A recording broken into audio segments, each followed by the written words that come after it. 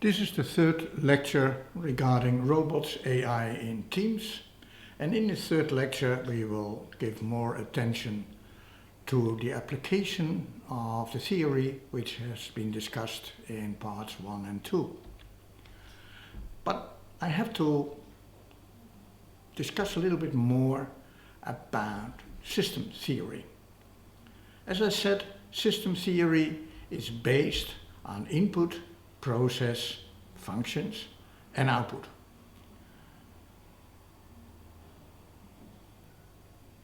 Steering is done by feed forward and feed backward loops, which means we measure the input, and because of the flow of input we change our processes, or we measure the output, and because of that we adjust the processes, or we have management steering mechanisms to improve the production or make it more effective or efficient or things like that. The result of this thinking in system theory and looking at an organization like a set of processes means that in fact we are describing organizations who produce a product or a service as a set of processes which are interlinked, which are just a kind of chain, and this chain is time dependent. First we do A, then B, then C, and in the end we have the end product.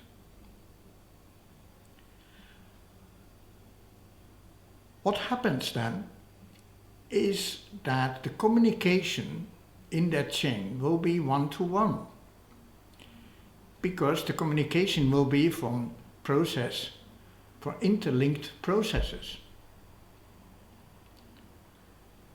The last person in the whole processes will presumably not communicate with the very first person in the very first part of the whole chain. So how do we learn from each other? That's why we have this whole feedback mechanism necessary. Learning, and especially socializing, exchanging tacit knowledge, is not defined in this kind of system. What do I mean by tacit knowledge? Well, tacit knowledge is something very funny because it's the knowledge inside your head. It's not explicit, it's not on paper. Try to explain to somebody how you learned to drive a bicycle.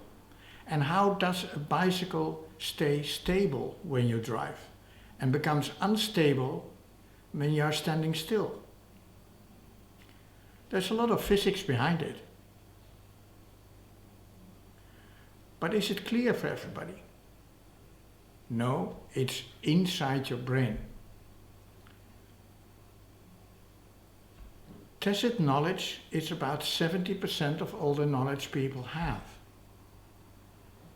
70% of all the knowledge inside an organization is not explicit. So how do people learn when you have a system theory based organization structure? How do they communicate? How do they socialize? On the other hand, we have the field theory. And the field theory says it's not interaction. It's not a one-to-one communication, but all the objects in a team are influencing each other continuously and instantaneous. Think about gravity. Planets are influencing each other continuously, instantaneously. You have to know all the masses of all the planets in our solar system to be able to calculate how those planets move around the sun. And yes, it becomes more and more difficult. The more objects you have, the more influence there is on each other, depending on the distance, of course. So your calculation becomes more elaborate. Those objects, planets, move in the gravitational field because of their properties, their mass, and the distance to each other. And not only that, also the coupling to the field. For example, when we take an electromagnetic field, we have charged particles or magnetized iron. We know that when we put a magnet near some iron, that the iron will move. When we move a current, it will produce a magnetic field. Without anything in between. So there is influence without any material in between. And it's instantaneous and continuous. And we have a coupling to the field. Yes, why do we need a coupling to the field? Because if it's a neutral particle in an electromagnetic field, then there is no influence. There is no coupling. When you have no mass, like a photon, there is no coupling to the gravitational field. In fields, the energy distribution always wants to find the maximum. So there will be an exchange of energy between the objects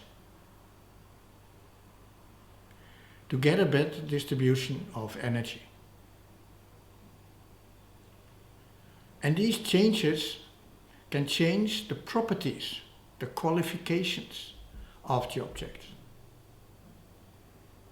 It could be,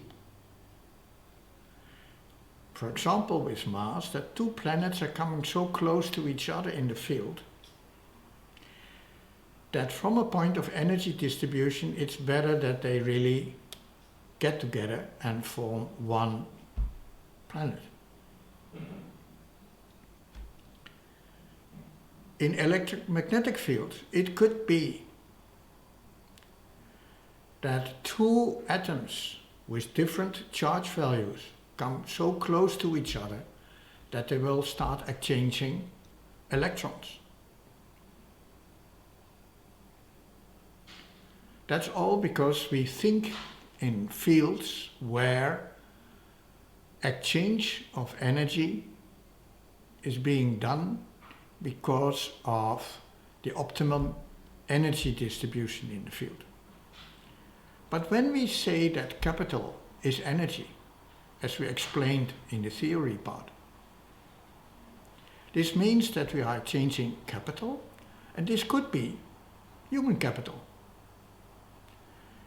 And in fact, this is a direct result of applying field theory in teams, that when you say that capital is energy and we have in a field energy exchange, it means that I can exchange financial capital, human capital, or social capital.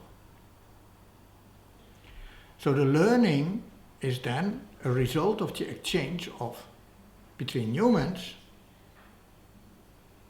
and the learning systems. People get other qualifications, their properties change regarding the human capital. Coming back to value then. In the theory we described that there's a difference between value, use value and appreciated value. Because appreciated value is determining the morality and is a subjective value. It's based on wants and needs.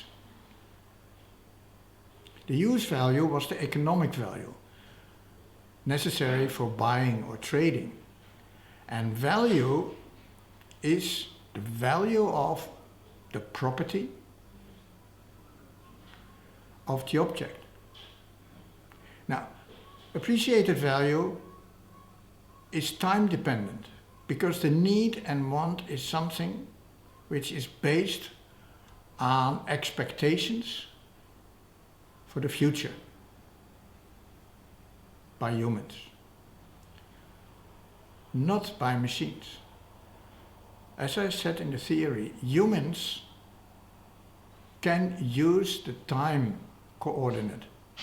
They can think in the future and determine their needs or wants depending on what they expect from the future. This is different from machines. They don't do that. They interpret existing data and use probabilities, scenarios for the future.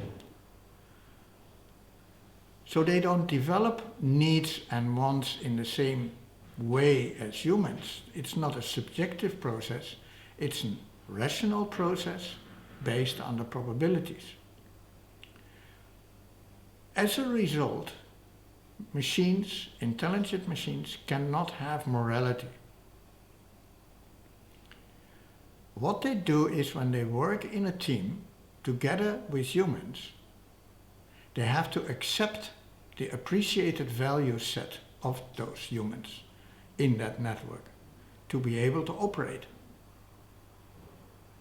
They have to act according to the morality, and the only way to do that is to accept the appreciated value. But that can give some dilemmas. Is morality always determined in a network independent of the context? Is or should the goal always be directed to efficiency and effectivity, or also to other appreciated values like happiness? And is morality really culture and religion independent? Or do we see differences in Asia versus Europe or the United States? In the theory part we said it is network dependent, because morality normally is quite different. When you look at a network like a family or a network as an organization. But it can be even context dependent, because the context in which the network is operating, the country, the environment, other people around that team forming the context, they can have an influence on the appreciated values. So yes, morality is determined in the network, but it's not fully independent of the context. And we have to be aware of that. You cannot close the system, the team, in such a way that there will be no influence from outside. Is the goal always directed to efficiency or also other appreciated values?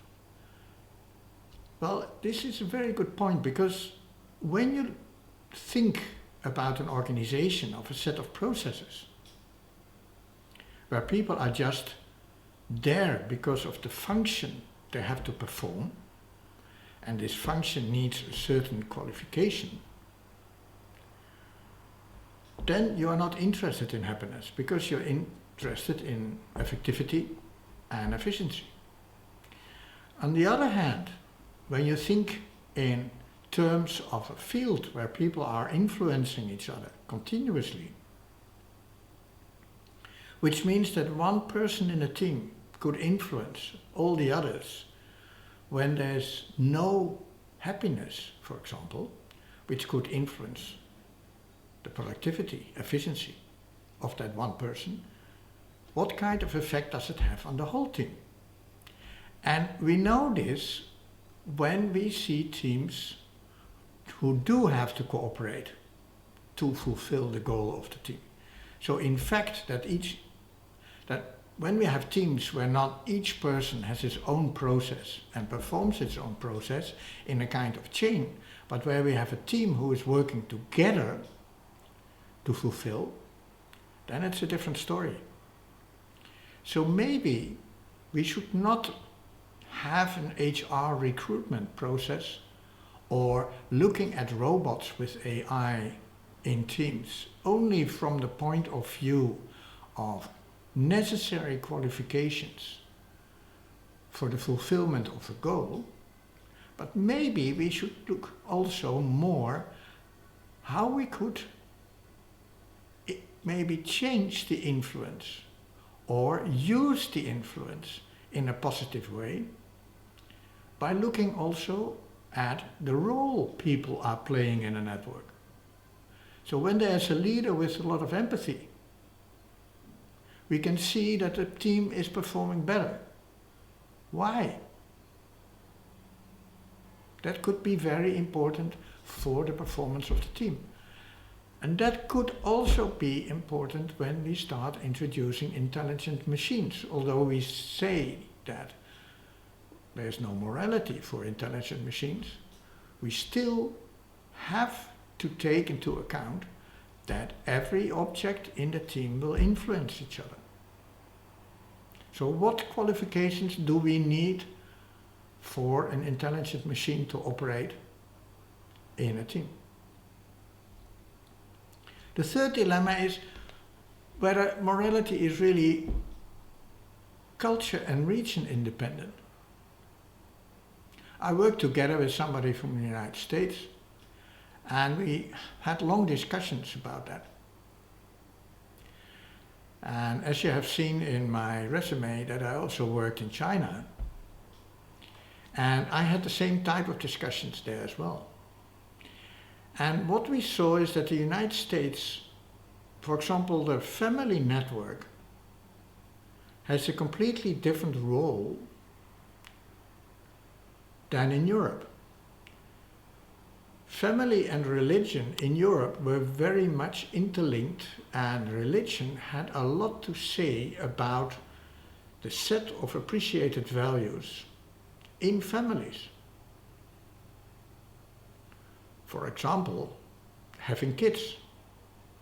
The Catholic Church said, sorry, you should not use anything against getting children, because that's in fact not according to what religion says. And a lot of people follow that. You will not find that back in the United States. So yes, religion, from a cultural point of view, had a lot of influence on morality, appreciated values, inside families. This is the same in Asia. When I discussed this with the Chinese people, they said, well, in our case it's different.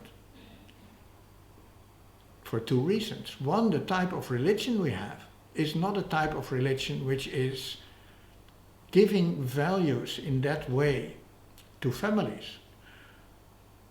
It's much more giving values to the individual. And secondly, families are very, very important. And the structure in a family is also important. So values, morality related to those values in family is important and has its effect even on businesses. So what you see is when we talk about values, teams, working in teams, appreciated values, we see a lot of context which could have influence on those appreciated values inside the networks. Keep that in mind, because we are going to close this lecture now and want to go to the last part, which is part number 4, where we have the following discussion topics. We will discuss more about learning, qualifications, optimizing, and trust. Thank you for your attention.